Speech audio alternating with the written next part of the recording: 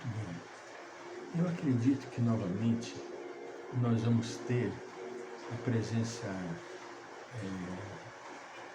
maravilhosa, sonora, deste magnífico presente de Deus que nos tem feito a sua presença com uma certa frequência nos dias que estamos vivendo, que tem sido a chuva. O barulho da chuva batendo aqui nos laminados do muro nosso e do vizinho traz o som agradável e que nos brinda com o frescor da aragem, né? A aragenzinha que entra vez por outra aqui pela janela. Nós vamos ver o que Jung tem a dizer a respeito do ressentimento. Segundo a psicologia profunda de Carl Gustav Jung, ressentimento não é um conceito central isolado, mas sim um sintoma de conteúdos psíquicos não integrados, principalmente os complexos ativados por mágoas e sentimentos de inferioridade. Ele está intrinsecamente ligado à sombra e serve como um indicativo de que partes importantes da psique foram reprimidas ou negligenciadas. Olha que visão sublime do Jung. Ele não ficava satisfeito com só isso. Ele queria saber por que disso. Ele queria saber qual o motivo que levava a isso. Não é? Só isso para ele não satisfazia. Ele queria saber por que acontece isso. Né? Na perspectiva junguiana, nós vamos ver ligação com os complexos. O ressentimento está frequentemente associado a um complexo de tonalidade afetiva ou complexo afetivo. Um complexo é um agrupamento de pensamentos, memórias e ideias com uma intensa carga emocional que possui autonomia parcial e pode possuir o indivíduo, influenciando seu comportamento de forma inconsciente. Quando uma pessoa se sente ofendida ou injustificada, a situação pode ativar um complexo, como o complexo de inferioridade, gerando ressentimento. Olha o barulhinho abençoado da flor.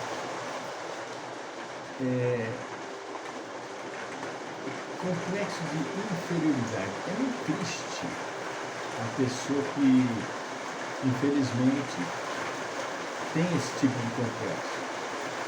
Ele se retrai, ele não fica com as pessoas, porque ele se sente inferiorizado. E o traço da pessoa ser inferior é ser relativamente agressiva. Ela acaba, por sua vez, agredindo, como defesa, como uma defesa, né? Não que ela seja agressiva, mas no momento a fez sentir essa reação impulsiva, né? Repressão da raiva e da dor. O ressentimento pode surgir da repressão da raiva e da dor. Sentir raiva é uma reação legítima a uma ferida, mas a valorização social negativa desse sentimento muitas vezes leva à sua repressão. Quando a raiva é internalizada e não expressa adequadamente, ela pode se transformar em ressentimento. uma forma de vingança adiada, ou revolta passiva, como descrito por outros teóricos, que Jung via como prejudicial. É uma vingança diária, segundo Jung. O indivíduo não tem coragem de se vingar imediatamente, então ele gera aquele estado reprimido, entende? E quando tiver disponibilidade, ele, por sua vez, acaba atacando. O papel da sombra. Na psicologia analítica junguiana, a sombra representa os aspectos da personalidade que o ego rejeita ou não reconhece. Sentimentos como ressentimento, mágoa, desejos de vingança são frequentemente projetados na sombra.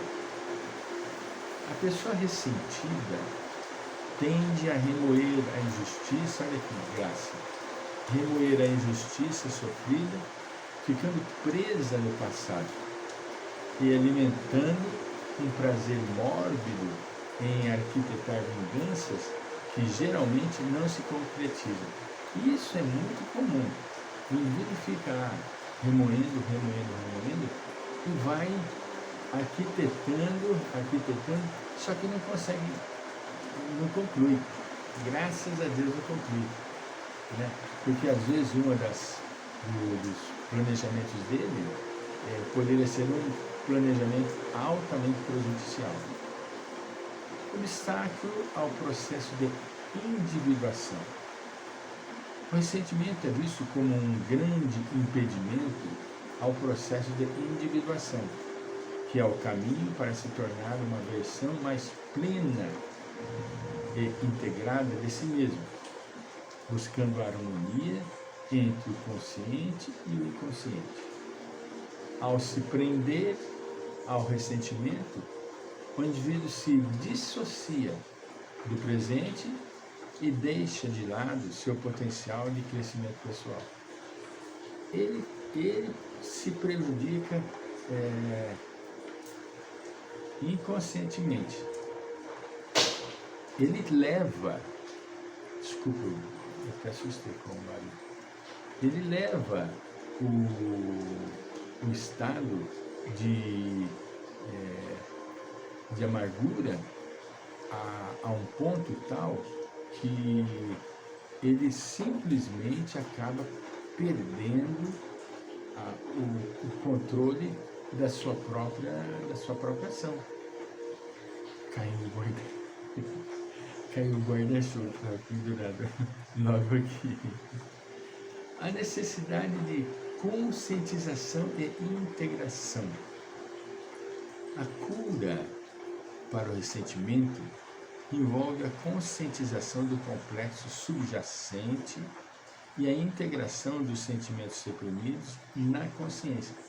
Tudo aquilo que você represou, reprimiu, reteve, você tem que colocar para fora. Essa repressão vai simplesmente desenvolver um estado psíquico patológico, doentio. E não é saudável.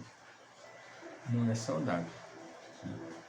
O trabalho analítico busca recuperar essas partes perdidas, permitindo que o indivíduo lide com a dor e encontre novas formas saudáveis de existir e se relacionar. Superar o ressentimento significa crescer e produzir, em vez de permanecer prisioneiro do ódio e da vitimização. O ressentimento aprisiona. Ele é um sentimento aprisionador. Ele desenvolve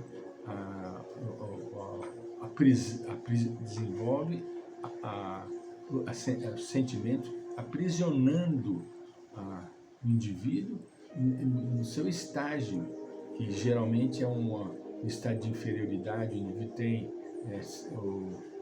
se sente inferior, né? Tem complexo de inferioridade. Mas como, Francisco, ele desenvolve isso?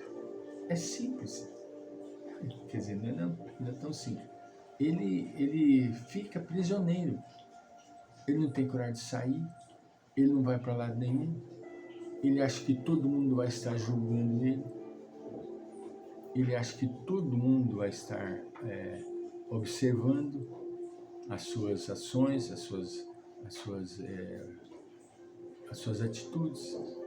E isso faz com que o indivíduo sofra, e não sofra pouco, sofra muito, não é? Então, o outro aspecto entristecedor é que a pessoa fica numa sensação de vítima, se vitimizando.